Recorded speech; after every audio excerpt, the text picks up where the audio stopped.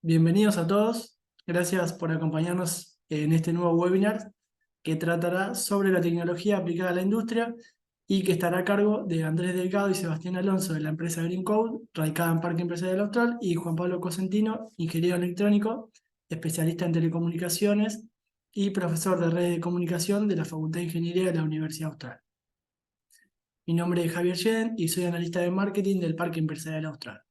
Para quienes no lo conozcan, el parque es el sitio científico y tecnológico de la Universidad Austral y es el lugar donde las empresas se encuentran inmersas en un entorno que combina y vincula la parte académica y corporativa con el objetivo de poder llevar adelante distintos tipos de desarrollos que van más allá de la tarea que realice cada una de las empresas. Actualmente contamos con más de 90 empresas, oficinas, naves industriales, terrenos y espacios de coworking, lo que hace que haya una red de negocios que está constantemente evolucionando. Le doy la bienvenida y le cedo la palabra a Sebastián, Andrés y Juan Pablo, y recuerden que pueden ir dejando sus consultas en el chat y minutos previos se irán respondiendo. A su vez, les recuerdo que la videollamada, la charla mejor dicho, quedará grabada en nuestro canal de YouTube y se la estaremos enviando por correo. Muchas gracias. Bueno, ¿qué tal? Buen día, ¿cómo están? Eh, Voy a tratar de hacer un poco de telonero, como se dice en el ámbito musical, ¿sí? Eh, Tratando de hacer una introducción a los conceptos que un poco drivean o empujan las soluciones en esto que llamamos la cuarta revolución industrial, ¿no? A ver, conceptualmente, esta idea de cuarta revolución industrial es un paradigma que busca tomar datos, transformarlos en conocimiento y generar acciones, ¿sí? Permitiendo, digamos, la adaptabilidad. Esa adaptabilidad que decimos es determinada evidencia de la realidad, me hace a mí, luego un análisis inteligente de esa realidad o de esos datos, interpretarla, contextualizarla y tomar definiciones o acciones que hagan que yo pueda corregir o amplificar la condición que la evidencia está marcando, ¿no?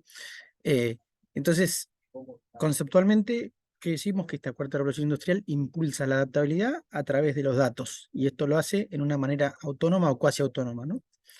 Eh, en términos generales, la definición básicamente es digo, generar conocimiento a partir de los datos con el fin de transformar a la compañía en una entidad ágil que aprende y habilita la toma de decisiones de manera rápida, adaptándose permanentemente al cambio. Acá incorpora la palabra ágil porque, digamos, la adaptabilidad, que es una cuestión de formarse o deformarse, es una función del tiempo, que si el tiempo no puede ser infinito, por lo tanto hablamos de agilidad porque ese tiempo tiene que ser acortado. Entonces incorporamos la dimensión de agilidad a esa adaptabilidad, ¿no? O sea, ser rápido en el reflejo que ese dato nos está trayendo, sin trabajar de manera necesariamente reactiva, ¿no? Sino también prescriptiva, que es un poco lo que queremos decir acá. O sea, cuando decíamos recién, en líneas generales, buscamos que haya datos tomados de una realidad, que se profundice su entendimiento y análisis y se transformen en conocimiento y que me asistan a mí en la decisión o la acción que ayude a compensar o a, digamos, amplificar la condición de ese dato de entrada. Entonces, digamos que la primera instancia, esta que hablaba de datos y conectividad, era lo que se llamó hace tiempo la digitalización, pero todo lo que ocurrió después, una vez que logró digitalizarse, es decir, que esa realidad pudo representarse simbólicamente a través de bits, decimos que aparecen estos estadios de evolución del dato, ¿no? Entender a partir de esos datos y de esa evidencia, entender qué pasa, por qué pasa, ¿no? Construir un diagnóstico, dado un diagnóstico, definir qué es lo que va a pasar, ¿sí? Y entendiendo qué es lo que va a pasar, cuáles son las acciones que yo debo tomar prescriptivamente para compensar eso que va a pasar. Ese es un poco este cuento del concepto del 4.0. ¿Y qué permite buscar? Decimos la adaptabilidad. Digo, ¿por qué busco la adaptabilidad? Bueno, porque, fíjense, este gráfico trata de mostrar acá las latencias que ocurren entre la interpretación de cada estadio de valor de ese dato y la toma de una acción. Cuanto más rápido puedo accionar, ¿sí? Mayor valor puedo capturar, ¿no? O sea, ese costo de oportunidad temporal más lo puedo amplificar como éxito. Entonces, ¿qué digo? Dado un evento cualquiera, ocurren latencias por interpretar el dato, conseguir el dato, interpretarlo, contextualizarlo, generar una contramedida y que la contramedida haga impacto. Esas son las latencias que van ocurriendo. Ahora, para cada una de esas instancias ¿sí? Si yo las puedo reducir temporalmente, voy a generar mayor valor de adaptación, decimos. Y para cada una de esas particularidades temporales que dan, ¿no? La ocurrencia del fenómeno, la interpretación del fenómeno, la predicción, la prescripción, etc., existen lo que llamamos distintos habilitadores tecnológicos dentro del contexto de la cuarta revolución industrial. Estos habilitadores tecnológicos tienen que ver, digo, algunos ayudan en la conectividad, otros ayudan en la captura del dato, otros en el análisis y otros en la respuesta, que tiene que ver con la mirada de integración, ¿no? Y ahí, en la mirada de integración, cuando yo de alguna forma trato de pensar cuáles son las cosas que tienen que estar coordinadas en una entidad 4.0, tratamos de decir que hay como 4 dimensiones posibles. Que esas 4 dimensiones posibles tienen que estar coordinadas dentro, digamos, de su propia capa y con sus capas, sus contextos aledaños. Entonces, hablamos de áreas estructurales de la empresa y capacidades, ¿no? Entonces, las áreas estructurales de la empresa son 4, ¿no? Los recursos, los sistemas de información, la estructura que compone esa empresa y la cultura. De esto están, digamos, hay 2 tipos de capacidades. Unas son aquellas que habilitan la transformación digital y otras que hacen posible la implementación. Hay una diferencia sensible entre unas y otras, ¿no? Una está más enfocada en habilitadores tecnológicos y otra está más enfocada en preparación de una corporación, ¿no? O sea, cuánto el liderazgo está involucrado, cuánta la gente está dispuesta al cambio, a la colaboración, etc. Entonces, decimos que son las dos capacidades que hacen este juego. Ahora bien, yo decía acá, digo, miro, sistemas de información, digo, hablo de datos que capturo de una realidad y hablo de impacto en luego un análisis inteligente y contextualizado de esos datos, evidentemente hay mundos que empiezan a tocarse, ¿no? O sea, un conjunto de sensores que se habla con un CRM, evidentemente estoy mezclando sistemas, decimos, ¿no? Ahí hay como, sabemos, el mundo del IT, ¿sí? Y el mundo del OT. El mundo del IT es el mundo tradicional de las tecnologías de la información. Esto es una conceptualización de Gartner, ¿no? De estos 2 mundos. Y el otro, el asociado a las tecnologías de la operación, que son los más cercanos a la electrónica, la operación y todo este mundo productivo. Pero sin embargo, cuando yo digo, quiero que mi stock esté alineado con mi CRM y con mi ERP, empiezo a ver que hay situaciones en las cuales estos mundos empiezan a cruzarse si quiero tener en tiempo real información de la eficiencia operativa y del stock integrado de cara al cliente. Esa mirada demanda que este mundo que está acá, o abismo, mejor dicho, tenga que romperse. Hoy eso no se rompe, pero cuando hablamos de condiciones, de hecho, pensar en IoT, que ahora lo voy a definir rápidamente, es el primero que trata de atravesar estos mundos, ¿no? O sea, a través de sensores acercarme a la realidad, ¿sí? Y a través del conocimiento integrarme en la capa de información que maneja el negocio.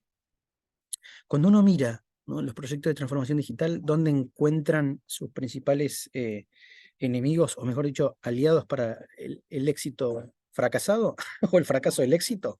Encontramos que el 50%, ¿sí?, se lo llevan 2 áreas. La primera, como se imaginan, la cultura y el change management, y la segunda, la integración del IT y el OT, ¿no? Estos son valores que realmente dicen, mira, el 50% del error viene por acá. Después puede haber un montón de cuestiones, una no planificación adecuada, un desalineamiento estratégico, lo que sea, pero estos 2 puntos se llevan puesto los procesos.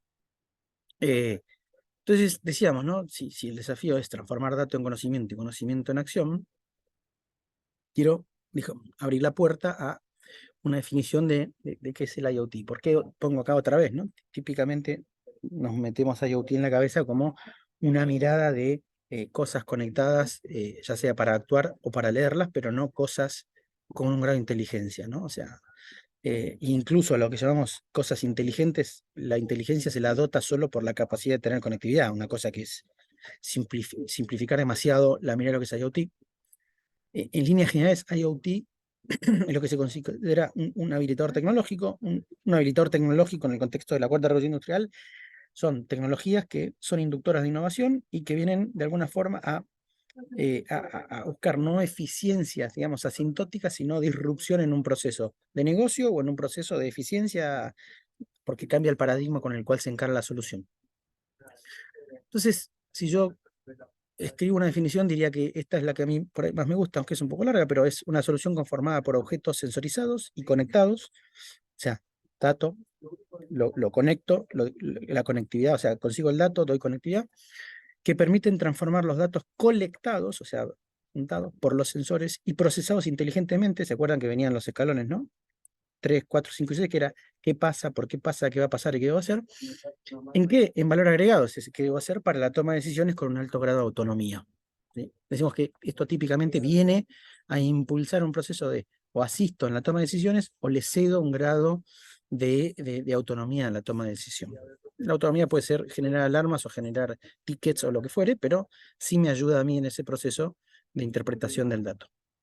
Cuando lo miro integrado, por ejemplo, pensamos en IoT, no pensamos ni en producto ni en servicio, sino más bien en una mirada de solución, o sea, esa integración de que un producto, acá pongo una lavadora, ¿no? Pueda estar conectada y puedo saber desde su Product Lifecycle Management qué le pasa a cada parte, quién es el proveedor que la dio, si está vibrando y tengo que hacer un recall de la pieza o generar un pedido particular, su historia. Pero bueno, básicamente tengo sensores, o sea, fíjense, ¿no? La escalerita esa que le mostraba hoy es dato, conectividad, qué pasa, por qué pasa, qué va a pasar y qué debo hacer, ¿no? Es mantenimiento predictivo, preventivo, asistir al cliente con variables de clima, con variables de funcionamiento, variables de consumo, etcétera, etcétera, ¿no? De agua, de energía eléctrica. Entonces empezamos a dotar ya no solo de conectividad, que puede ser telemetría, sino con un análisis inteligente de ese equipo y de lo que allí ocurre. ¿Sí? Salimos de la mirada de producto y nos paramos más del lado del cliente, ¿no? Ya no es una mirada esporádica o correctiva, sino que es una mirada continua y de relacionamiento predictivo prescriptivo. Cuando lo miro en términos de supply chain o de producción, digo, hay típicamente esto se usa como un driver de eficiencia, ¿no? Y tengo las dos patas, ¿no? O la fábrica inteligente o la mirada de cadena de suministros inteligente, que no son ni más ni menos que cadenas de suministros integradas, donde se hablan entre sí, ¿sí? Comparten información y esa información asiste en la toma de decisión, ya que puedo ser más ágil en la respuesta. Acá hay algunos casos de uso bien generales, no quiero extender demasiado, pero básicamente es desde la gestión del material que llega, el commodity, digamos, a ser procesado, la gestión de inventarios, ¿sí? O depósitos, la producción, la incorporación de tecnología en el proceso productivo, la seguridad asociada al personal, al proceso, etcétera, etcétera, etcétera. Digo, esta incorporación de dato, conocimiento, acción, como 4.0, puede ocurrir cuando yo tengo esto, como ustedes verán, de manera integrada, ¿no? Entonces, aquí le cedo a Sebastián ya.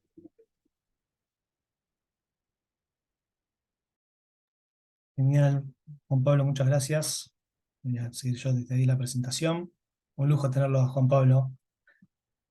Creo que no mencionaron, pero bueno, ex decano de la Facultad de Ingeniería del Austral. Así que un honor, gracias ahí por todo tu background teórico que acabas de dar, académico, y también con este último ejemplo, con implementación en lo que es la parte de la empresa manufacturera, ¿no? En lo que sería en la cadena de suministro, toda la primera parte de, digamos, adquirir materias primas de proveedores y fabricar algo que después eso se tiene que vender. Ahí es donde vamos a continuar este recorrido, que es más donde nosotros desde Linko y Axia tenemos expertise, eh, puntualmente encarados desde el punto de vista de lo que son los digital workplaces y marketplaces.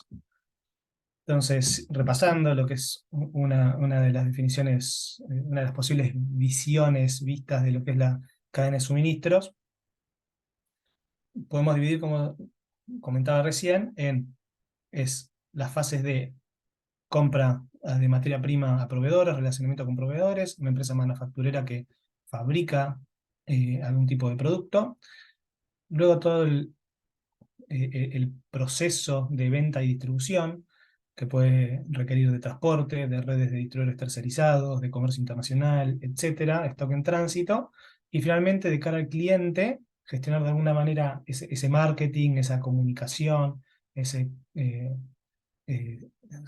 service operations también como se suele conocer, la entrega de ese producto, la disponibilización, quizás la ejecución de un punto de venta, para que nuestros productos estén correctamente eh, mostrados en lo que son las góndolas, por ejemplo, y también todo lo que puede llegar a ser la gestión de evoluciones, ¿no? Lo que es el flujo de reversa de la supply chain.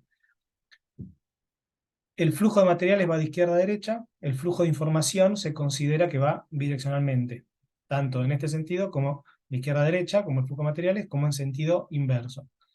Y ahí, haciendo hincapié en lo que son cadenas de suministro integradas, desde una Smart Factory a todo lo que viene después, como mencionaba Juan Pablo, donde yo voy a montarme también en una segunda dimensión en este análisis, que son las diferentes etapas de transformación digital que hubo en la cadena de suministro. No es que ahora estamos hablando simplemente de transformación digital porque empezó ahora. Quizás antes no se usaba el término, pero ya había empezado la transformación digital. Hay un framework de un libro que se llama Integrating the Supply Chain, que es del año 89, la primera edición, y que es revisitado, había papers cada un par de años, que habla de 4 etapas diferentes, 4 generaciones de transformación digital en lo que es la supply chain. Yo me voy a basar más en lo que son las tendencias de la última generación. Las 4 generaciones son conocidas, la primera de los años 80 es conocida como integrar la supply chain internamente. La segunda, externamente, es decir, la primera hace foco en cada empresa, tiene integrada, sistematizada, ha hecho un intento de transformación digital de su partecita, de lo que es experto, sea la parte manufacturera, sea la parte de logística, por ejemplo, poder seguir los camiones, saber dónde están, saber en qué estado de carga están, saber qué productos tienen arriba. Luego, externa se refiere a los puntos que entran en contacto, cuando entra una empresa, sale de la responsabilidad de esa empresa y entra otra responsabilidad, bueno, que esa integración esté realizada de algún modo. Por ejemplo, se entrega un pedido de una empresa de transporte a un distribuidor tercerizado, o luego un distribuidor tercerizado entrega a un punto de venta o a un mayorista un producto, bueno, que ese vínculo esté integrado. Eso se vio más en los 90 y 2000, luego en los 2000, 2010 ya se habla de una red, o sea, no simplemente los puntos de contacto, sino como se habla también de una inversión de control, se invierte ese control, deja de ser cada una de las partes, digamos, como un control dictatorial, sino que empiezan a trabajar como un equipo. Y finalmente, ya basado en esta inversión de control que se viene dando en los últimos 15 o 20 años, hablamos de inteligencia, integración a nivel de toda la información que fluye a lo largo de ese proceso. Hablamos de conocimiento y de inteligencia, y ahora estos últimos años, inteligencia también artificial, ¿no? Cómo modifica toda esta dinámica el uso de inteligencia artificial, por ejemplo, con el uso de agentes, que es uno de los temas que vamos a ver ahora a continuación. Entonces, bueno, parándonos en estas 2 dimensiones de análisis, y basados también en nuestro expertise, vamos a hacer foco en lo que es la transformación digital, en lo que es la cadena de suministros de cara al cliente. Cómo toda esta red integrada e inteligente y con vestigios de autonomía que se están empezando a ver en estos últimos años gracias a la inteligencia artificial, ¿cuál es una posible receta o framework para pensarlo, para pensar en un proyecto que sea exitoso de cara a dejar satisfecho al cliente y maximizar ventas, optimizar, como decía Juan Pablo, optimizar, eficientizar, mejorar la performance de todas las empresas que forman parte de esa cadena? Bien, para eso, las áreas críticas en las cuales vamos a basar es el concepto de Digital Workplaces, Marketplaces digitales, visibilidad 360 del cliente final y automatización a escala de IoT. La automatización a escala de IoT yo me la voy a cubrir, es todo lo que vimos antes con Juan Pablo. Yo voy a cubrir en los siguientes slides, estas otras 3 pilares o áreas críticas. ¿Sí? Bueno, para comenzar con estos nuevos conceptos, Digital Workplace, ¿qué es un Digital Workplace? Bueno, todos con lo que ocurrió en estos últimos años en el contexto de la pandemia, seguro ya este concepto lo deben tener incorporado o lo van a entender fácilmente, ¿no? Que es, digamos, para bajar también una definición, son espacios donde en una compañía uno puede acceder de forma unificada a toda la información que forma parte de todos los procesos de dicha compañía. Es una comunicación bidireccional y que se logra, bidireccional, digamos, entre la compañía y todos los empleados y todas las áreas, y se logra mediante, claramente, como se ve en la imagen de acá abajo, una composición de herramientas. Obviamente hay siempre empresas como puede ser Google o Microsoft que cubren tienen muchos productos, digamos, en muchos de estos segmentos de tipos de herramienta, pero no hay ninguna empresa, ni siquiera las más grandes tecnológicas, que cubran todo, ni por asomo. Y también lo que hay que entender es que siempre todas las empresas tienen procesos propios. Esos procesos propios muy difícilmente se puede adaptar a una herramienta genérica. Entonces, siempre hay algo de desarrollo a medida, siempre hay algo de, no solo de composición de herramientas, ¿sí? Bien. Para citar un caso, por ejemplo, donde esto se entienda, es el caso que nosotros hemos tenido de éxito en los últimos años, desde hace 5 años, con PepsiCo, en Sudamérica primero y ahora escalando la TAM, de lo que es la plataforma Rumbo, que a ellos les pasaba que tienen un proceso de auditoría, PepsiCo, snacks, bebidas, de todo lo que es esta parte de la supply chain, una vez que sale de la fábrica hasta que llega al consumidor final, todo lo que es la ejecución de un punto de venta. Por ejemplo, cuando uno va a un punto de venta y ve lo que se llama una góndola de calidad o un rack que dice Lay's, por ejemplo, que esté del tamaño que corresponde y en la ubicación que corresponde de acuerdo al tipo de punto de venta y a la zona geográfica donde ese punto de venta se encuentra y al segmento de clientes al cual targetea, por ejemplo. También se auditan cómo trabajan los transportistas, cómo trabajan los distribuidores, cómo trabajan los preventistas que están en calle, cómo trabajan los choferes, los que hacen cobranzas, etcétera, etcétera, etcétera. Para ese tipo eh, de, de proceso de auditoría, les era imposible tener un producto genérico que satisfaga todas sus necesidades.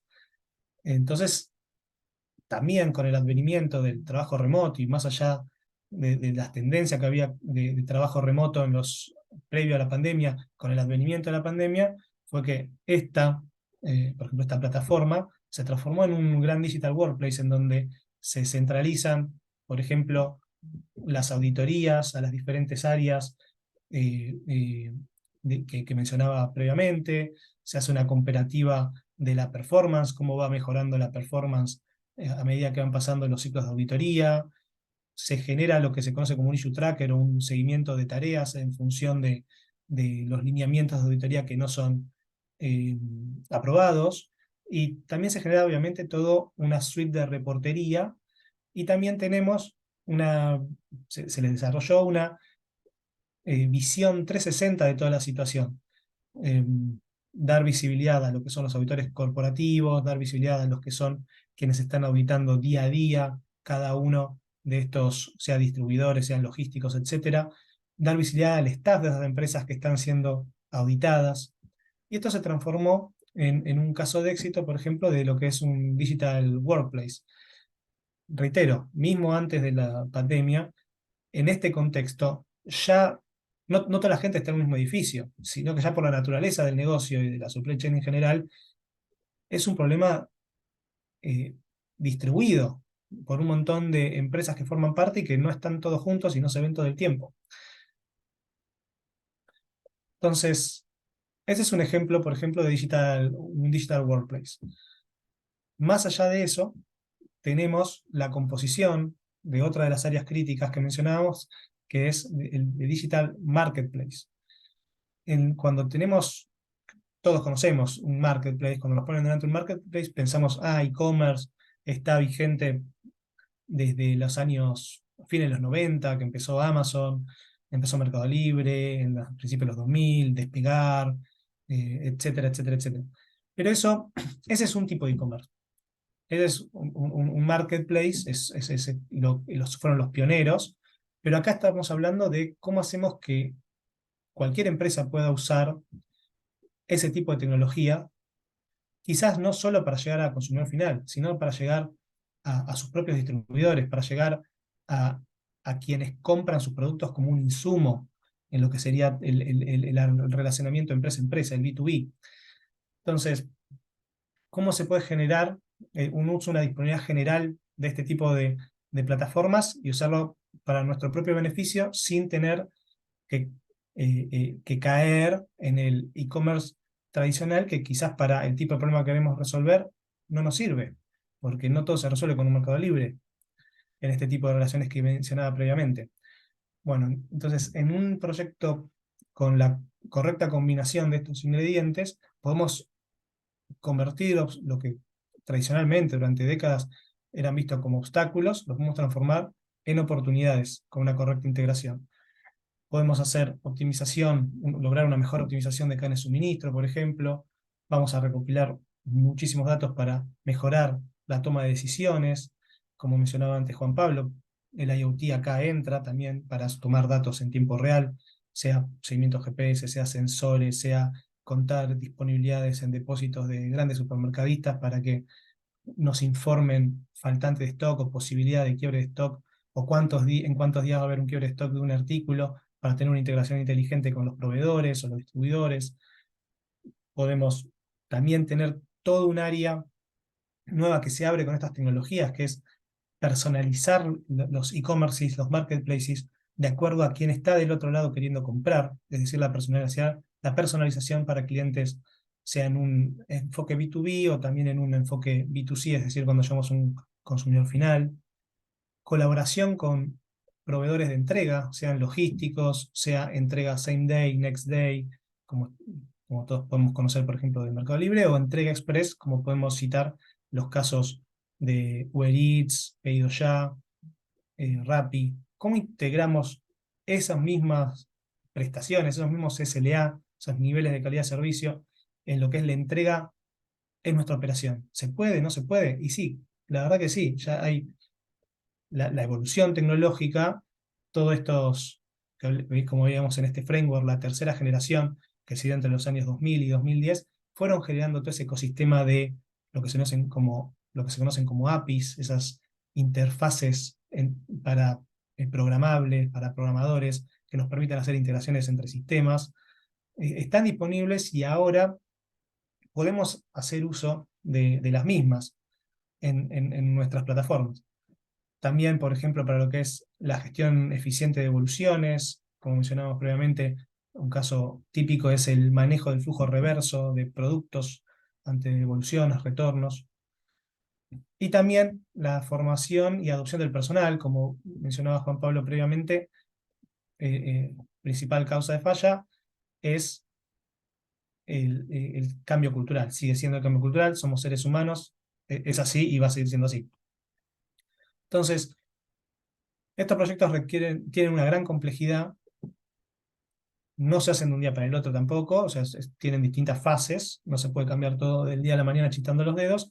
Nosotros acá vamos a citar, por ejemplo, un ejemplo que es el caso de Avinbev, en donde se desarrollaron, podemos encapsularlo como esto que venimos hablando, los conceptos de Digital Workplace y Marketplace, aunque también tiene algunos otros ingredientes. Trabajamos previamente del 2017 con ellos, pero desde el 2017 empezamos en el proyecto grande que ellos llaman a nivel global como Full Digital. Entrábamos dentro del paraguas del proyecto global de Full Digital.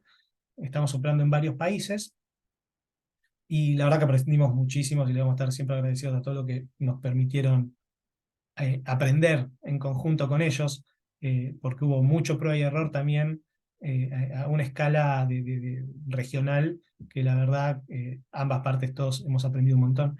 Y el contexto, como decía, es complejo, porque hay 4 países, ojalá más a futuro también. Es una corporación, que es AB InBev, que es la empresa número 1 de bebidas a nivel mundial, y que tiene un partnership con PepsiCo para también en muchos países, por ejemplo en estos países de la región que tenemos acá, en casi todos, Avinbev hace la parte de bebidas, ¿no? De PepsiCo bebidas, por ejemplo acá en Argentina. La Pepsi acá la produce Avinbev, por más que la marca es de PepsiCo a nivel global.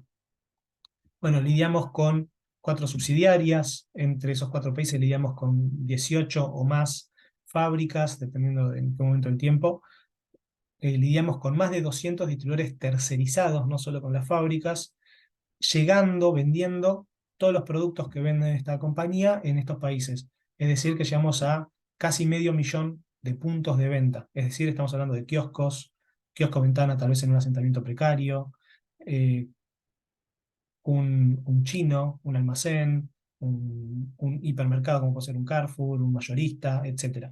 Un restaurante en un colegio. Estamos hablando de todos los lugares donde los distribuidores propios, directo de fábrica o distribuidores llegan.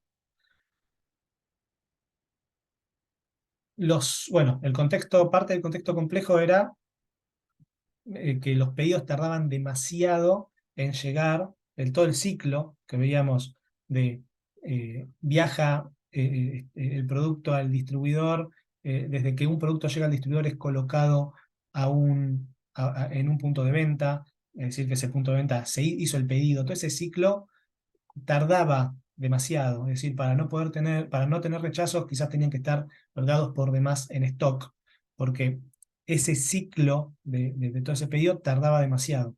A su vez tenían errores como cuáles tenían errores, el más básico es, por ejemplo, no tenían los precios, los precios exactos no estaban. ¿Por qué? Porque los vendedores salían a vender con un papel. Como dice acá abajo, la gestión era 100% en papel. El costo de procesamiento de todo eso aumentaba porque todo eso generaba un rebote entre los que quieren facturar, los analistas de facturación en un distribuidor o en una fábrica, y los puntos de venta que querían comprar. Cuando había un mismatch, no coincidía el stock disponible porque no alcanzaba el stock, o los precios no coincidían, o pedían por demás pensando que quizás, como no tenían el precio exacto, pensaban que quizás los descuentos iban a generar un precio que ellos podían afrontar con su cuenta corriente y quizás no, el precio era mayor y no les alcanzaba con el saldo en cuenta corriente, etcétera, etcétera, etcétera. En el fondo generaba clientes poco felices y ventas prometidas que no llegan a cumplirse, por ejemplo, entre otros problemas. Entonces se armó un proyecto con 5 pilares: gestión de almacenes, integración al ERP, lo más real time posible, objetivos de venta, toma de pedidos, monitoreo en ejecución de clientes, una vista 360 y analytics para un análisis lo más real time posible. Esto tenemos vista 360 en real time y analytics actualizado cada 1 hora, por ejemplo. Se llegó a esa versión que está actualmente corriendo. Y esto mejoró sustancialmente eh, todos los problemas que mencionábamos previamente. Como decía, son muchas etapas, hemos pasado por muchas fases, hemos hecho, por ejemplo, la integración a ERP, una integración inicial, que luego siempre se va evolucionando hasta el día de hoy, encuestas y lo que son check-in, check-out en celulares, es decir, que los vendedores o los camioneros o los cobradores o los supervisores van a un punto de venta y toman una encuesta, censan cómo está ese punto de venta, con las cosas que son entregadas en comodato, como una heladera, por ejemplo, una góndola de calidad, los precios de la competencia, la disponibilidad de producto, etiquetas rotas, productos vencidos, etc. Y lo hacen con un check-in, check-out, que es una operación de indicar que van a empezar a ejecutar el punto de venta y cuándo terminan. Se integró con herramientas de seguimiento de camiones, de GPS, Analytics, un Data Lake, Chatbot en 2020, se integró con un e-commerce, se centralizó a nivel las encuestas, porque antes eran por cada empresa que forme parte de esta network, sea la fábrica, sea un distribuidor tercerizado, entonces tenías que 220 entre los distribuidores tercerizados y las fábricas, orígenes de datos. Bueno, se hizo toda una integración de todo eso, se hizo desarrollo de integración stock tiempo real, portal de planificación, vista 360 del cliente, y una integración a un B2B mobile y manejo full compliance 100% de todo el modelo de promociones y combos de la compañía. Bueno, y obviamente hay roadmap hacia adelante porque siempre el negocio va cambiando, el negocio manda y hay que seguir los cambios del negocio en todo lo que esté digitalizado, ¿no? Acá tenemos, por ejemplo, algunos ejemplos, que es la planificación integrada, sugerencia de pedido ideal mediante técnicas de inteligencia artificial, programación de ruta óptima, para hacer una entrega, para hacer las visitas de un vendedor, por ejemplo, ir viendo la gestión de objetivos, la remuneración variable en el caso de los que tengan remuneración variable, y bueno, el chatbot, un chatbot basado en reglas, conversacional y también con técnicas de inteligencia artificial. ¿Cuál es el siguiente paso en el cual toda la industria está yendo? La disrupción de la tecnología de inteligencia artificial. Acá este es un análisis que es de inicio de este año, con encuestas hechas en la segunda mitad del año pasado y principio de este año, que muestra a nivel global casi 2.000 empresas multinacionales fueron encuestadas, y muestra la adopción de la inteligencia artificial en diferentes, de acuerdo al sector, o sea, acá encajarían las distintas empresas, y de acuerdo a las áreas, la función dentro de esas empresas. Por ejemplo, manejo de riesgos, estrategia corporativa y finanzas corporativas, gestión de la supply chain, marketing y sales, producción, etc. Nosotros, donde somos digamos, expertos, sería más en las áreas de retail, consumer goods y professional services, en lo que es marketing y sales, product service development y supply chain. Nos interesan estos cuadraditos en GreenCode y en Axia, y la adaptabilidad en la mayoría de esos cuadrantecitos son, o mejor dicho, esas coordenadas, es baja. Vemos dentro de Retail Consumer Goods, la parte de marketing y sales, quizás donde somos más fuertes, es baja. Tenemos un montón para recorrer. Y acá vemos también, obviamente, a nivel comparativo, las demás áreas. Quizás, como se ve en el gráfico, en telecomunicaciones, lo que es manejo del riesgo, monitoreo constante, ahí tenemos una mayor implementación de IA según los encuestados. En Financial Services, lo que es desarrollo de producto también, pero bueno, está un poco en pañales, y es muy perfectible además lo que está implementado. Y nosotros, bueno, vamos a seguir este camino, yo ya terminando mi sección para darle lugar a Andrés, en lo que tiene que ver justamente la implementación de AI en lo que son digital marketplaces. Ahí hay otra área dentro de lo que son los marketplaces que está bueno no olvidarse, que es la parte del marketing. En la parte del marketing también sufre, digamos, en el sentido positivo de la transformación digital, y hay un framework que es muy útil de las 5 Ds, que es desarrollado por Google, que se basan en identificar correctamente la audiencia, ofrecer los mejores activos, que los mejores activos se refiere a aplicaciones mobile, experiencias digitales, e-commerces tradicionales, páginas web, etc. Maximizar el acceso, que sean fácil de acceder los productos, los marketplaces y las experiencias digitales. Es decir, maximizar el alcance de las iniciativas de contacto, sea un chatbot que va y te contacta, a futuro quizás tecnologías de realidad aumentada, etcétera, etcétera. Luego, la atribución, que es en cada uno de estos puntos previos de contacto, a los cuales se generó acceso con activos de muy buena calidad y para la audiencia targeteada ideal, debemos medir, para tener algún tipo de feedback, la atribución, es decir, ver qué tan bien cada una de esas inversiones que previamente hicimos fue generando un correcto eh, efecto, el efecto deseado en la audiencia. Y bueno, por último, obviamente, automatizar. Acá es donde también entra la inteligencia artificial en lo que es automatización, pero también entra en todos los pasos anteriores. Hay casos, yo acá cito, por ejemplo, la fuente de Google, donde ellos cuentan varios de sus casos de éxito, que mejor que ellos, ¿no? Que son pioneros en esto, y hablan, por ejemplo, de aerolíneas como KLM y un montón de otras empresas, en las cuales se implementa, por ejemplo, Machine Learning en todas las inteligencia artificial y Machine Learning en todas las etapas. Por ejemplo, identificar la audiencia adecuada es uno de los casos en donde uno puede aplicar inteligencia artificial. Nosotros, en nuestro caso, estamos tratando de innovar en este aspecto con lo que es Axia, nuestra nuestro producto.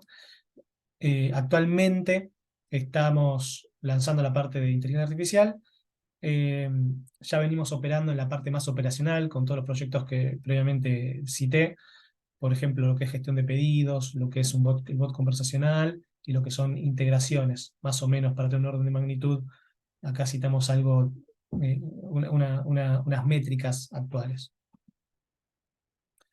¿Dónde van estos marketplaces de inteligencia artificial? Principalmente a el e-commerce guiado por inteligencia artificial, de nuevo acompañados y alimentándonos de vistas 360 de toda la información, de tener integrada todos los nodos en esta red de supply chain que decíamos antes, poder con toda esa información sugerir las compras al cliente de acuerdo a toda esa información recolectada. También sugerir no solo al cliente en base a lo que él compró, sino como uno puede ver o conocer del concepto de las redes sociales, como puede ser YouTube, por ejemplo, o cualquier otra red social, sugerir de acuerdo eh, a cosas que quizás uno no compró, pero que gente parecida o puntos de venta parecidos o cercanos a nosotros compran.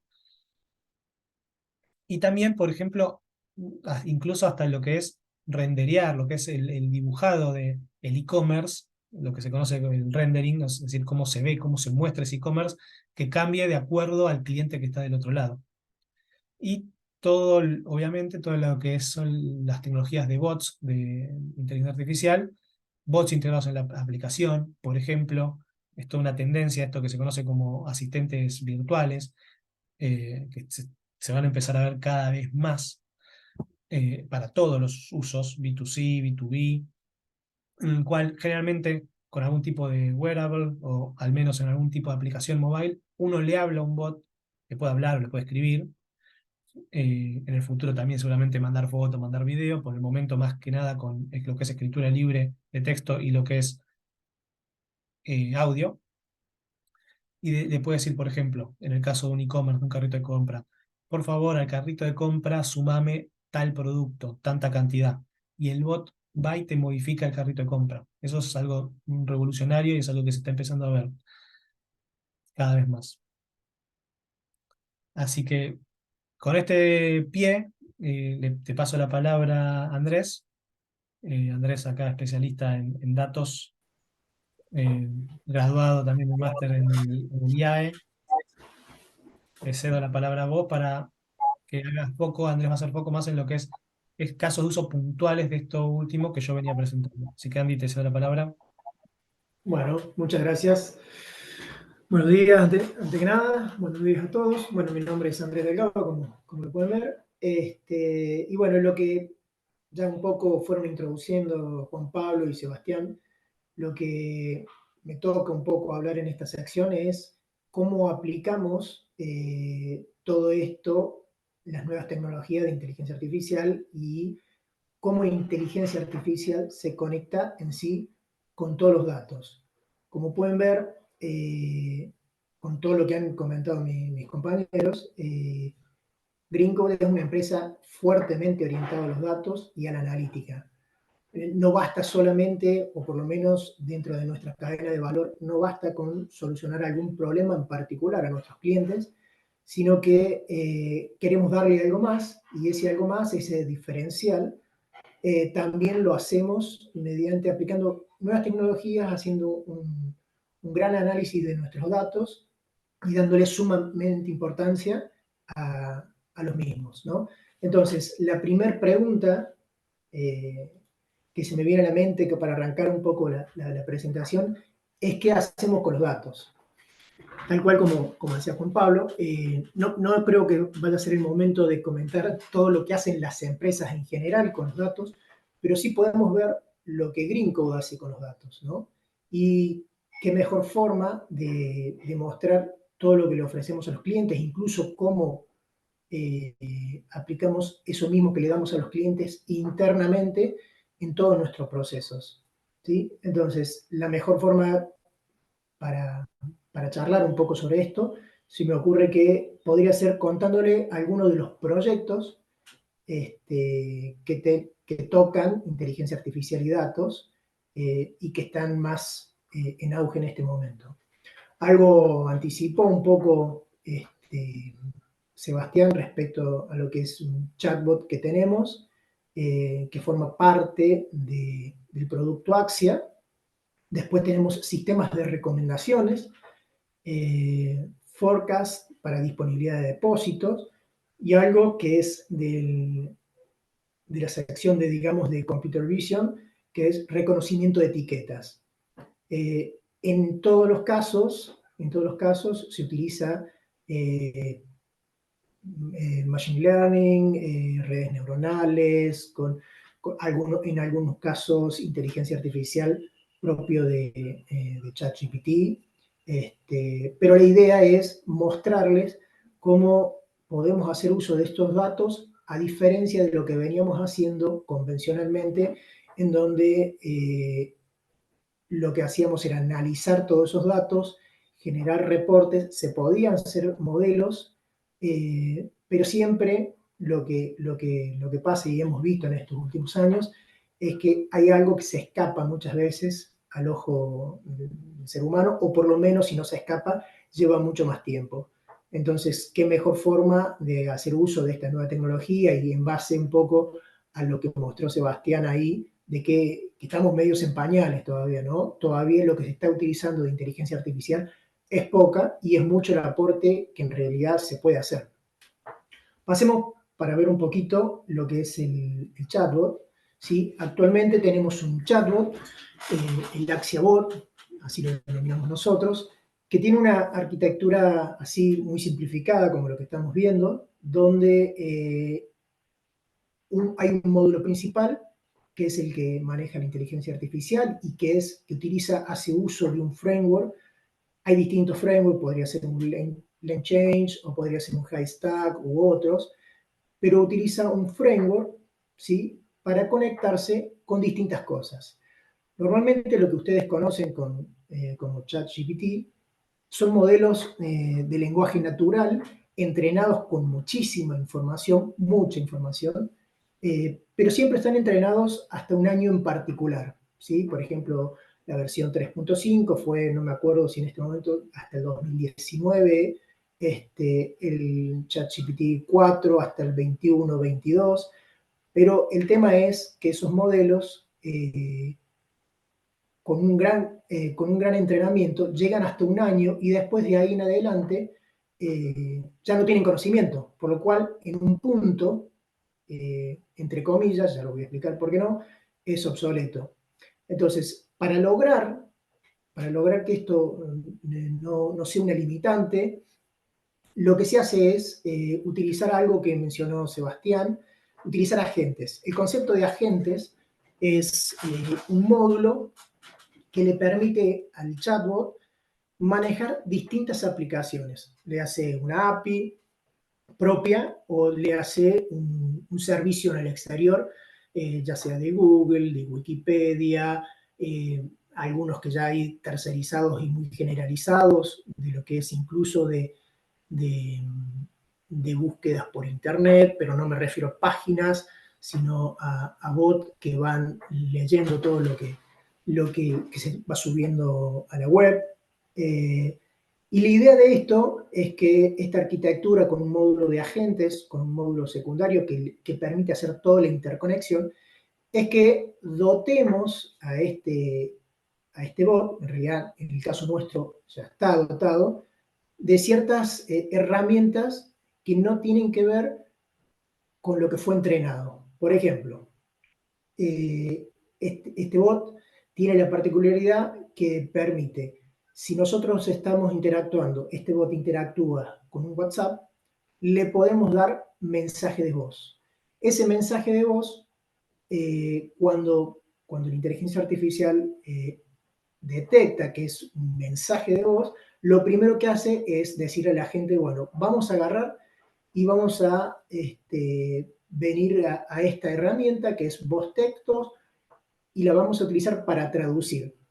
Una vez que traduce, esa salida de esta herramienta, dependiendo de lo que nosotros le pidamos o le digamos va a ser la entrada de algunas de estas otras herramientas. Entonces, lo que podemos ver en la parte fuerte de todo esto es que no solamente tiene la capacidad de responder preguntas genéricas de cualquier índole con el cual haya sido entrenado inicialmente, sino que después lo podemos focalizar al negocio nuestro. Entonces, la otra pregunta que se me viene a la mente que se les puede estar surgiendo a ustedes es, bárbaro, ¿y esto aplica para mi negocio, para mi nicho? La respuesta es que sí, pero, siempre hay un pero. La respuesta es sí, pero vamos a tener que adaptarlo, vamos a tener que, entre comillas, entrenarlo para el dominio, para el nicho nuestro. ¿Cómo es eso? Bueno, se hace de dos formas, siempre dotándolo de contexto. Nosotros al bot lo que hacemos es darle un contexto, es decirle, vos, ¿qué tipo de bot sos? ¿Qué tipo de respuesta vas a dar? ¿Vas a resolver problemas de pedido? ¿Vas a responder problemas de stock? ¿Vas a responder problemas de preguntas frecuentes? ¿O vas a decir, bueno, quiero saber sobre mis productos? Entonces, lo que hacemos es, todo eso lo vas a poder responder y vas a utilizar cada una de estas herramientas para responder de la mejor manera posible. Entonces, en un punto lo que estamos haciendo es, con el preentrenamiento que tiene, dándole un contexto y dándole herramientas para que pueda resolver solo. Esto, lo bueno que tiene es que incluso a medida que nosotros vamos avanzando y vamos adosando algunos servicios, podemos darle, por ejemplo, otra herramienta y el día de mañana, no sé, se me ocurre que podríamos hacer un sistema de ticket, podríamos hablar de repente hay otro cliente y no quiere solamente hablar de pedidos, sino que quiere hablar de una parte médica. Estoy yendo a un ejemplo para poder contextualizarlo y decir, bueno, listo, ahora tu dominio va a ser, por ejemplo, consultas médicas. Entonces, nosotros vamos moviendo ese alcance de ese bot, lo vamos personalizando y le vamos dando herramientas. Ahora, ¿qué tan preciso y qué tan bueno es ese bot? Bueno, va a depender de qué tanto contexto le demos, qué tanta información le podemos poner a disposición y qué herramientas le vamos a dar. Bueno, en este caso, el bot, el Axia Bot particularmente, lo que hace es, tiene la capacidad de pasar de voz a texto, de tomar pedidos, como decía Sebastián, y cuando hablo de pedidos no hablo solamente de decir, bueno, quiero una caja de, no sé, de cerveza, de tal marca y tal modelo, sino que voy haciendo pedidos, voy interactuando con el bot y de repente digo, bueno, ¿sabes qué? Me confundí. Sácame 2 packs de estos y agregame 5, no sé, 5 Stella Artois. Bárbaro. Eso, el bot también lo resuelve. Es decir, va sacando y va agregando y va sumarizando y va respondiendo. Incluso tiene lo que nosotros llamamos memoria. Por supuesto que eso son parámetros que se van ajustando y decir, bueno, listo, ¿cuál fue el último pedido que te hice? Lo primero que te pedí, ¿me podés repetir el pedido nuevamente para ver si no me estoy olvidando algo? Digamos, eso es una gran capacidad que tiene el bot y que nosotros tratamos que sea lo más humano posible para que la persona la que está hablando no sienta que está hablando con una máquina. Bueno, otro gran feature que tiene este bot en particular es que también puede ser usado por los mismos vendedores. De repente, un vendedor está en un punto de venta y necesita saber si hay disponibilidad de tal producto. Y simplemente, en vez de estar entrando a un sistema y preguntando y viendo y logueándose y todo, simplemente pregunta al bot si esto está disponible. Y lo que va a hacer el bot es darse vuelta, buscar la herramienta de stock y va a decir, che, ¿tenemos este producto disponible? Sí, bárbaro. Y le hace una respuesta al vendedor. Todo eso creo que es una gran ventaja y es un valor agregado que suma y bastante. Bueno, otro ejemplo, ¿sí? Acá pasamos a lo que es sistemas de recomendación y forecast.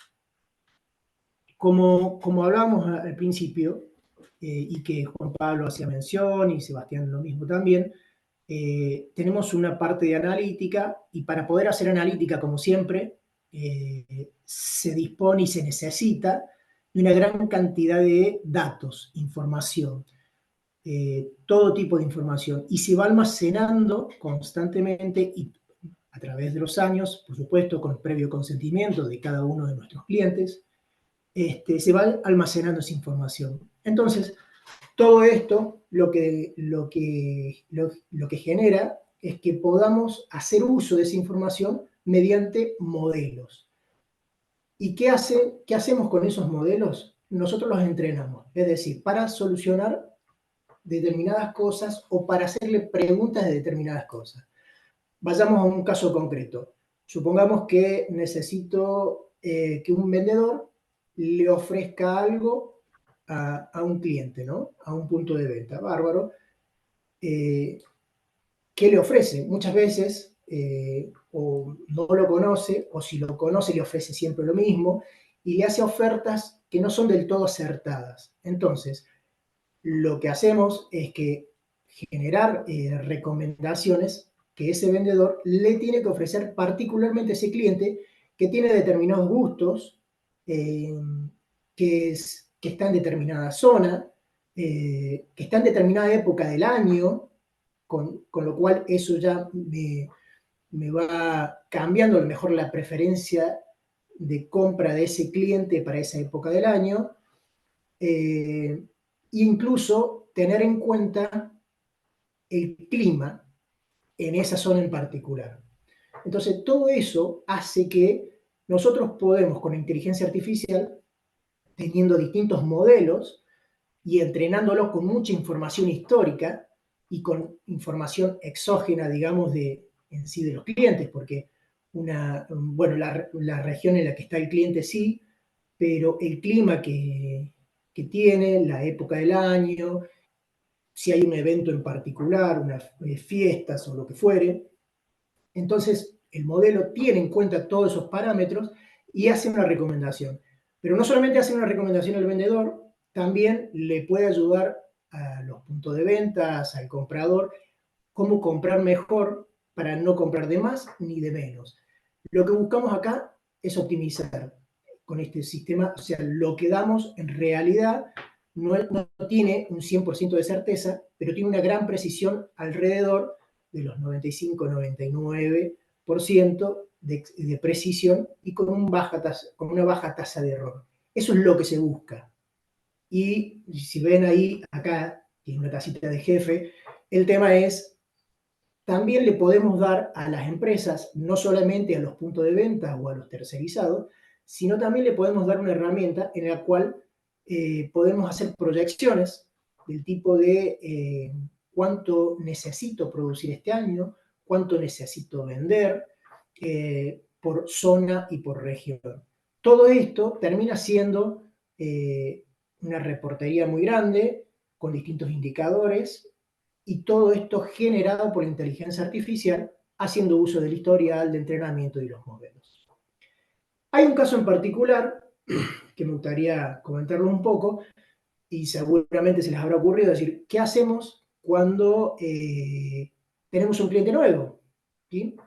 También, ahí hay una oportunidad más que una desventaja, porque ustedes me dirán, un cliente nuevo no tiene información histórica.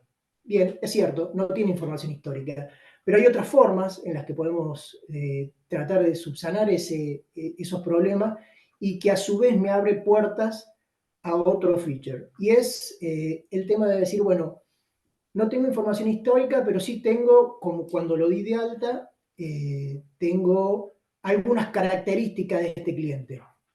Vive en tal zona, tiene una posible cantidad de clientela X, bien, distintos parámetros que sí o sí tienen de entrada. Entonces lo que puedo hacer es ver qué tanto se asemeja a otro cliente, ¿sí? Y ahí entramos en el concepto de lo que es clusterización, ¿sí? Entonces podemos determinar esta persona en particular o este cliente en particular a quién se parece más.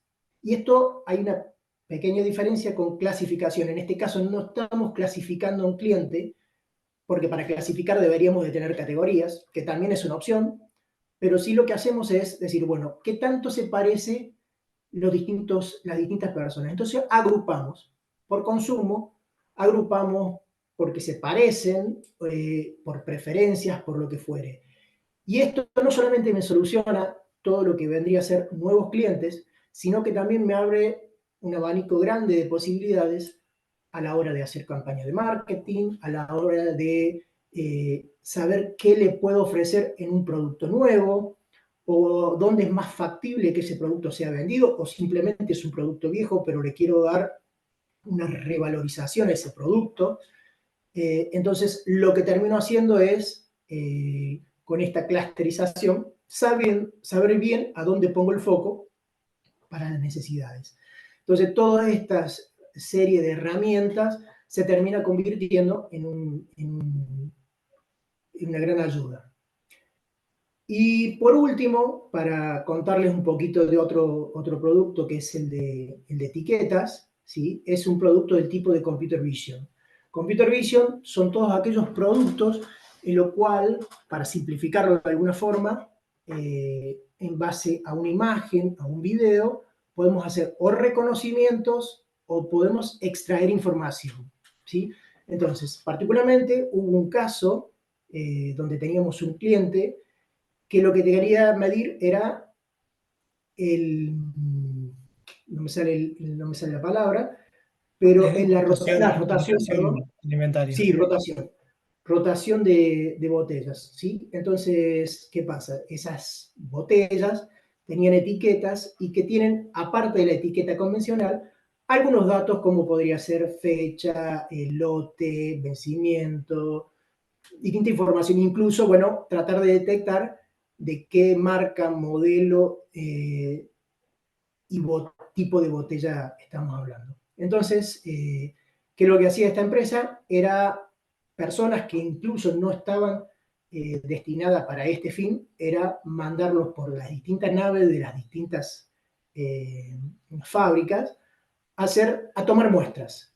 Y con eso, ¿qué hacían? Lo anotaban en un papel por una cuestión de que esas personas no tenían una máquina en ese momento y después al final del día lo pasaban en un Excel. Con todo lo que eso implica, pocas muestras, el deterioro de las etiquetas, el tiempo, cuando el operario terminaba de hacer sus cosas no tenía ganas de pasarlo a un Excel, estaba mal pasado, bueno, la realidad es que eso terminaba en una métrica bastante deficiente. Que lo que se hizo como solución es, primero, inicialmente se pensó en algo convencional, como un OCR, pero no podíamos hacerlo solamente con eso porque no bastaba con tomar el código de barra, porque había información que no estaba ahí. Y después, por el deterioro de las etiquetas y un montón de cosas, un OCR convencional y clásico no funcionaba. Entonces lo que se hizo es, con redes neuronales, entrenar redes neuronales de mucha cantidad de imágenes, de etiquetas, con información, donde se le indicaba dónde estaba la información que necesitábamos, cómo estaba formada, le poníamos imágenes que eran con poca luz, sin poca luz, perdón, con poca luz y con mucha luz, algunas deterioradas, dada vuelta, bueno, se hacía una serie de pruebas y entrenamiento y se les daba cuál era realmente lo que decía. Entonces, en ese entrenamiento terminaba saliendo algo bastante robusto que a la hora de obtener datos de la imagen lo hacía y lo hacía muy bien. Un ejemplo particular acá teníamos una aplicación que simplemente le dábamos, en una aplicación, en un celular, le dábamos al empleado la posibilidad de ir, buscar cada una de las botellas, sacar una foto de la parte que nos interesa y un poquito más también, porque eso nos permitía obtener datos de la botella. Y una vez que eso se sacaba, se mandaba directamente al servidor, el empleado no tenía que pasar más nada, no tenía que anotar nada a mano. Y finalmente el servidor, que es quien tenía el sistema de Computer Vision, obtenía información de esas etiquetas. Y bueno, y después sacábamos reportes del estilo, aparte de eso se le agregaba alguna metadata como alguna fecha, el tipo de botella y la marca, y después todo eso formaba parte, en casi, no digamos en tiempo real, pero casi en tiempo real, y se tenían índices de rotación bastante acertados, con un bajo margen de error y con un volumen mayor de muestra, que esto no nos olvidemos, estábamos haciendo muestras, por lo cual la cantidad importa y importa mucho. Bueno, en sí era un poco tratar de contarles algunas de nuestras aplicaciones con inteligencia artificial y qué tan fuertemente orientado a los datos y a la analítica está Grinco, que cree que es un diferencial. Muchas gracias y bueno, cedo la palabra. Bueno, muchísimas gracias a los tres por la claridad, la temática, la verdad que muy interesante todo. Muchas cosas que uno no sabe por ahí. eh, Muy interesante. Y ahí nos hacen una pregunta, no sé si se me está viendo. Sí, sí. Bueno, eh, nos hacen una pregunta, ¿qué métricas y KPIs debo seguir para medir el progreso y el éxito de la transformación digital? Preguntan. Mira, nosotros, es un tema, ¿no? O sea, depende del área. Nosotros tenemos experiencia, como mencioné antes, fuera de fábrica, si se quiere, ¿no? Y ahí la principal dificultad, como mencioné en una parte de mi exposición, suele ser todas las empresas que entran en juego, no suele ser una sola. Entonces, nosotros lo que nos ha dado éxito es, por ejemplo, desarrollar tableros de analytics que miden KPIs de adopción de procesos. Eh, por ejemplo, en un momento mencioné que estaba para los tipos de empleados que estaban en calle, que tienen que ir a ejecutar un punto de venta o tienen que ir a un depósito. Cuando llegan tienen que hacer un check-in, un check-out, por ejemplo, se hace analytics sobre eso, versus la planificación de lo que tenían que hacer, obviamente, ¿no? En otros casos se hacen para empleados más corporativos o de gestión, hemos hecho analytics basado en información de uso de aplicaciones. Medir que efectivamente estén usando el módulo de planificación, medir que están usando las aplicaciones, sea que esa aplicación sea una aplicación desktop o una aplicación mobile, eh, etc. Eso es, digamos, en base a la experiencia que tuvimos, uno de los posibles escenarios con los que te puedes encontrar, pero la verdad es que después hay que hacer casi siempre un análisis, digamos, del tipo de transformación digital que estás hablando, en qué nicho, qué empresas forman parte, qué tipo de perfiles. ¿Es una automatización? Si es una automatización, que va a ser distinto a la respuesta que yo te di. No sé si alguno de los chicos quiere complementar, JP o Andrés. Y ahí yo, a ver, principalmente lo que debería medir está asociado a un roadmap de transformación, ¿no? O sea, qué dimensión estoy decidiendo que hay que llevar. Y primero, ese roadmap de transformación está vivo, es un arco que se va corriendo todo el tiempo. Entonces, asociado a una madurez que yo determino que tengo en eso que yo decía, ¿no? Del dato a la adaptabilidad, al dato a a la prescripción, selecciono un área determinada y digo, bueno, voy a buscar la adaptabilidad en esta área, ¿no? Que puede ser en sistema, puede ser en lo que sea, ¿no? Desde captura de datos manual hasta transformar eso en un formulario o que la carga sea autónoma, como mostraba Andrés recién, con un OCR. Ese proceso de transformar datos en predicción puede ser, por ejemplo, una métrica que yo puedo ir midiendo en qué estadio estoy dentro de un roadmap de transformación asociado a esa dimensión en particular, pero no es que hay un KPI o un conjunto. Eso está asociado a el roadmap de transformación digital que yo definí que afecta a mi negocio. No es que tampoco tengo que ser 4.0 en todas esas dimensiones, digo. En algunas hace sentido porque por ahí me acelera el proceso de- de tomar órdenes o de preprocesarlas o de lo que sea, que yo entiendo que es donde mi proceso se ralentiza o deja de ser ágil, entonces quizás es un solo eslabón de esa cadena. Por lo tanto, está asociado, no es una respuesta a un KPI en particular, sino es una respuesta a cuál es ese roadmap que voy a hacer de transformación y en qué estadio de adaptabilidad estoy, digo, como para hacerlo bien conceptual el planteo, ¿no? Bien, sí, creo que va en relación bastante a otra que hacen. ¿Cómo puedo identificar las áreas claves de mi empresa que se beneficiarían más de la transformación digital? Creo que tiene bastante relación también, ¿no? Sí, sí, va en línea con eso. Primero definir, basado en cuál es la dirección estratégica de la compañía, porque todo lo que yo haga en términos de transformación digital tiene que tener un alineamiento estratégico. Si eso no empuja o no tracciona, no está traccionado por el norte de la estrategia, no hace demasiado sentido o no aporta valor. Como un ejemplo general, yo mostré esas 4 dimensiones, que es la que trabajamos desde el Centro Industria 4.0, mirada a Acatech. Acatech es la Academia de Ciencia y Tecnología Alemana, que son un poco los padres de esto del 4.0. Y entonces esa mirada es una forma de encarar el problema, ¿no? Bueno, trabajo en los recursos, trabajo en los sistemas, trabajo en la estructura, trabajo en la cultura. Y decíamos, ¿no? Hay dos que habilitan la transformación digital y dos que habilitan la implementación. Entonces, esa es una forma de empezar a comerlo. Yo recomiendo leer el Maturity Index que hizo la CATECH como una herramienta general para entender por dónde empezar estos procesos y cómo desarmarlos, ¿no? Porque lo más importante es eso. Perfecto. Y esta es una pregunta más mía que me gustaría que me comenten o me den una reflexión de qué les gustaría que se lleven los asistentes de esta charla.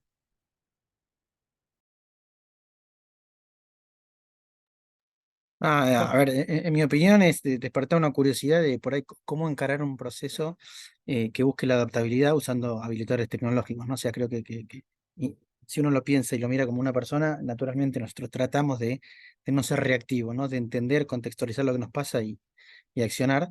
Eh, Eso llevado al mundo digital es un poco lo que hoy se trató de expresar con distintas herramientas, un framework de Industria 4.0 y tecnologías al final, pero llevarnos ese concepto en la cabeza de que la transformación digital es un proceso parecido a nuestro día a día, ¿sí? En el cual tratamos de ser ágiles y adaptarnos a las situaciones de manera eh, dinámica, ¿no? O sea, es un poco el desafío que plantea esto. Sí, yo totalmente en línea con lo que dice Juan Pablo. Sumaría el hecho de animar, de animarlos, más si tienen algún tipo, digamos, de rol de toma de decisión en empresas, a, a- a analizar al menos o a probar, a hacer un MVP, digamos, una prueba de implementación de técnicas de inteligencia artificial. Eh, Hace años parecía irreal hablar de eso, pero la verdad que, como decía también Juan Pablo, no tiene que estar alineado a un roadmap, pero cuando es exitoso suele hacer una gran diferencia, ¿no? Se nota la diferencia, se nota. O sea, para mí estamos en una etapa en donde ya tiene un cierto grado de madurez, como decía también Andrés, para citarlo a él, es muy perfectible, pero ya hay bastantes cosas enlatadas que se pueden usar, que, digamos, no van a decepcionar, no tendrían por qué performar mal si se hace bien, era obviamente el análisis de factibilidad, ¿no? Pero no es más algo ya de ciencia ficción, a eso voy.